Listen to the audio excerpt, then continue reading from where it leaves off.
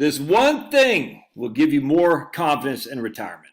One thing, and I completely agree with this article from the American Society of Pension Professionals Actuaries. Doesn't get much more exciting than that. The ASPPA. What are you doing? Dogs over there, knuckleheads.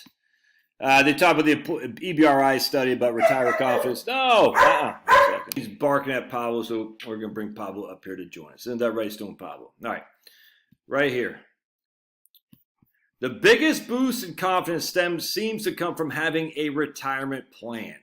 The biggest boost in confidence has a retirement plan. Now, why would that be? All right, so remember, we have many people. In fact, I'll just read this to you real quick because I think you'll find this of interest. Right here.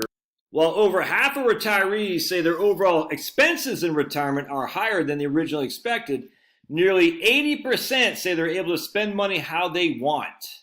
Interesting.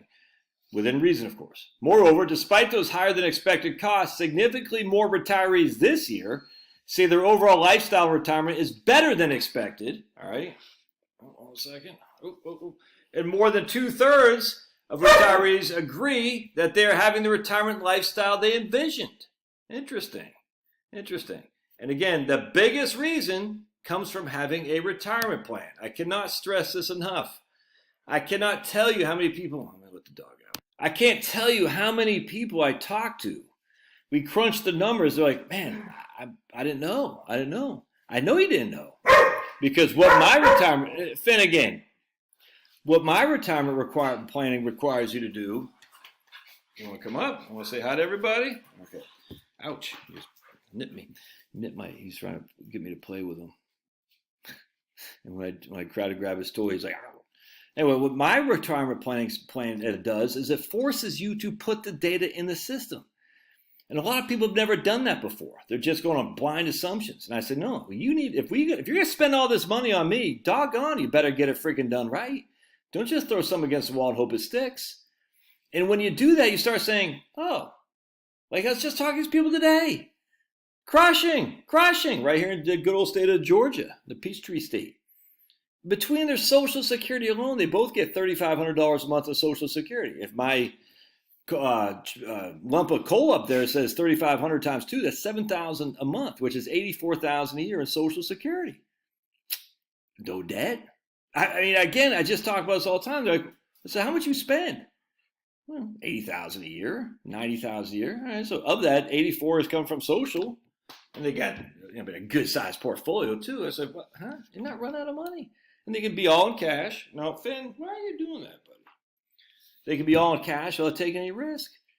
But now they know. It's like we just crunched the numbers to show you these numbers are real. Now, the expense numbers is the big one. Are those expense numbers true? I was talking to this guy the other day. He had it all in a Quicken spreadsheet. I was like, dude, yeah, I mean, I don't know what else to tell you, man. These numbers are true. I mean, they might not be. You're the one who gave it to me, but I mean, you lied to me so I can make you feel good. Doesn't make any sense. He goes, yeah, I'm spending $4,500 a month. I said, that included health insurance, yeah. And I was talking to this lady just the other day, and she doesn't have that much money. She says she only spends $1,000 a month. Well, she said $1,200 a month. I said, does that include taxes? Yeah, she's a widow. She doesn't have that much. She has a little bit of money, but not a huge amount of money, $200,000 or so. And she gets a small Social Security because WEP affects her. And I tell you, they got to get rid of the windfall elimination provision. I tell you, man, Republicans, hear me out. Your base, a lot of these people are your base, all right? Anyway, so we changed the freaking expenditures from $1,200 to $1,000 a month because she thought she was paying $200 a month in income taxes, and not anywhere near, because when she's just relying on Social Security and after-tax income from her, come on, Uppy, come on, everyone wants to see you. From her, she has non-qualified annuities that basically has already paid tax on the bulk of it. She's not having any income, any taxable income. There's no tax on Social Security if all the other money is from non-qualified annuities. That means you get a little bit of interest payment, but not much, because she didn't have that much to begin with. At most, she's getting $10,000 a year of interest. So she's not paying any taxes. You see what I'm saying? I was like, and you had 20% of your budget was going to taxes. And again, she's on the lower side of income and only making $1,200 a month is what her expenses are. But you factor in $200 a month taxes that she's not going to have to pay. She now has a plan to be confident. And yet, before we ran the plan, it looked dire for her. I mean, before I got involved, because she was overbilling herself for taxes. That's a 20% hit to her income stream. We immediately eliminated because she's not going to have any taxes to pay, or just very few, not nearly 200. I mean, literally the first. She probably won't have any taxes ever until she's like, well beyond where she's actually dipping into her IRA, and even that would be like freaking 10 cents on, on $100 would be tiny, if even that. I don't even think it's gonna be any taxes. But the point is, she can now go with confidence because we did a retirement plan. Don't just freaking half-ass this. Know your expenses. And when you're running software, make sure you're not double dipping. Make sure you don't say, I got taxes, healthcare, mortgage on top of my pre-retirement expense, my retirement expenses.